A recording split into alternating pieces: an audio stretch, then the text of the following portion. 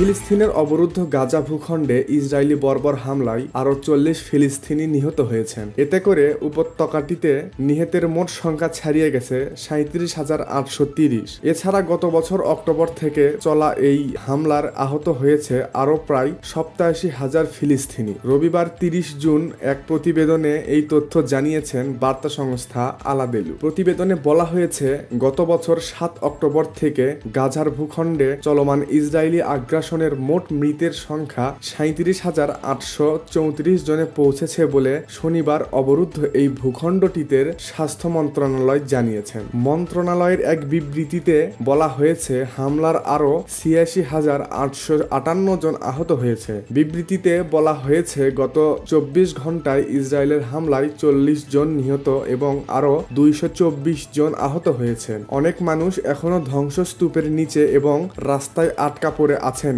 কারণ উদ্ধারকারীরা তাদের কাছে পৌঁছাতে পারছেন না। মূলত গাজায় অবিলম্বে যুদ্ধবিরতির দাবি জানিয়ে জাতিসংঘ নিরাপত্তা পরিষদের প্রস্তাব সত্ত্বেও ইসরায়েল অবরুদ্ধ এই ভূখণ্ডে তার নৃশংস আক্রমণ অব্যাহত রেখেছে। উল্লেখ্য, গত 7 অক্টোবর হামাসের নজিরবিহীন আত্মসীমান্ত হামলার পর থেকে ইসরায়েল গাজা উপত্যকায় অবিরাম বিমান ও স্থল হামলা চালিয়ে যাচ্ছে। ইসরায়েলি এ হামলায় হাসপাতাল, স্কুল, শরণার্থী শিবির, মসজিদ, গির্জা সহ হাজার হাজার ভবন ক্ষতিগ্রস্ত বা ধ্বংস হয়ে গেছে। এছাড়া ইসরায়েলি আগ্রাসনের কারণে প্রায় 20 লাখের বেশি বাসিন্দা তাদের বাড়িঘর ছাড়তে বাধ্য হয়েছেন। মূলত ইসরায়েলি আক্রমণ গাজাকে ধ্বংসস্তূপে পরিণত করেছে। জাতিসংঘের মতে, ইসরায়েলের বর্বর আক্রমণের কারণে গাজায় প্রায় 85% ফিলিস্তিনি বাস্তুচ্যুত হয়েছে। আর খাদ্য, বিশুদ্ধ পানি এবং ওষুধের তীব্র সংকটের মধ্যে গাজার সকলেই এখন খাদ্য নিরাপত্তাহীন অবস্থার মধ্যে রয়েছে। এছাড়া অবরুদ্ধ এই ভূখণ্ডে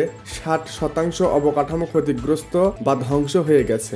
ইসরায়েল ইতিমধ্যেই আন্তর্জাতিক বিচার আদালতে গণহত্যায় অভিযোগে অভিযুক্ত হয়েছে।